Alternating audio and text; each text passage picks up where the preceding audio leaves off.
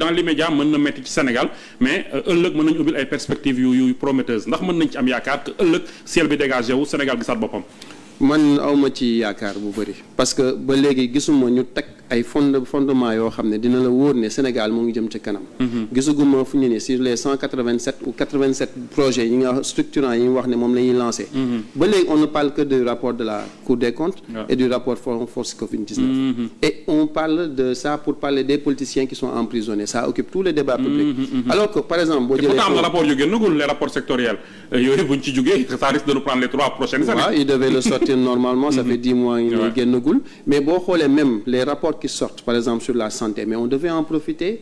xool leen conclusion yi nekk ci rapport boobu noonu la Cour des comptes a fait un excellent travail. Il y a le tissu on n'a pas assez maillé notre structure sanitaire. Il y a pas assez de cases de santé postes de santé EPS etc. mooy établissements publics de santé. On n'a pas une bonne remontée de l'information sanitaire maanaam benn mbënd benn kii du moins benn maladie mbas. bu amee fenn est-ce que dinañ ko remonter à temps pour que ñu mën a jël les prédispositions suñu organisation pyramidale bi est-ce qu'elle est adéquate est-ce qu'on ne doit pas le refaire c'est ça la réforme systémique. boo jëlee aussi nos médecins. On va les perdre parce que ba léegi ñoo ngi grève. Ça, c'est vrai. Ils sont pas dans de bonnes conditions. On les recrute pas très alors qu'ils doivent être recrutés systématiquement à l'image des énarques à l'image des ingénieurs. Ça, c'est vrai. ñoom ñëpp. Après 8 ans de formation loolu vraiment la moindre des choses mooy wutal la foo nekk. C'est ça donc il y a beaucoup à dire par rapport à la santé. Je peux en citer jusqu'à demain. Donc économie bi moo ngi fii di ñu xaar.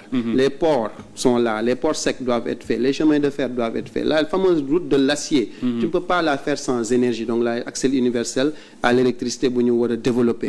L'État a fait quand même un pas PUDC avait fait beaucoup de pas. Donc c'est pas pour défendre le régime de Macky Sall mais am na lu ñu fi bàyyi. Et par rapport au conflit ouvert ci contrat yi fi nekkoon déjà Arabie Saoudite gisoon nañ ko ci usine dessalement bi. leneen aussi gis nañ ko mooy waa j'ai oublié le nom ñi porter plainte Sénégal parce que dañu teg impôt bu metti. loolu aussi bu daloo merci beaucoup dalee suñu kaw dina compliqué.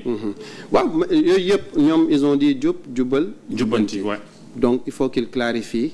Le dossier de l'ONAS déjà le dossier de Sen'Eau mooy affaire Aquatech je pense pas nu mu tuddati encore et il y a le dossier aussi de l'ASER et boobu moom ça revient très souvent parce que c'est pas au Premier ministre de blanchir une personne moi on n'a rien contre lui on est content de voir un jeune être promu encore une fois l'homme qu'il faut à la place qu'il faut c'est important donc nañu éclaircir ces affaires-là et puis en termes de transparence parce que je pense que bokk na ci question yi moom déclaré na son patrimoine je pense que ça a été reversé OFNAC wala benn qui n'est pas obligé de le dévoiler publiquement mais il faut mu dévoiler ko parce que loolu la ñu diggee woon donc boo xoolee rupture bu ñuy wax noonu amul donc moi je les invite à se ressaisir il n'est pas trop tard on a 1 an et demi à peu près moins que ça il leur reste encore peut-être avant les élections 3 ans et demi ils ont le temps de redresser mais nag nañ def des actions rapides. Et pour ce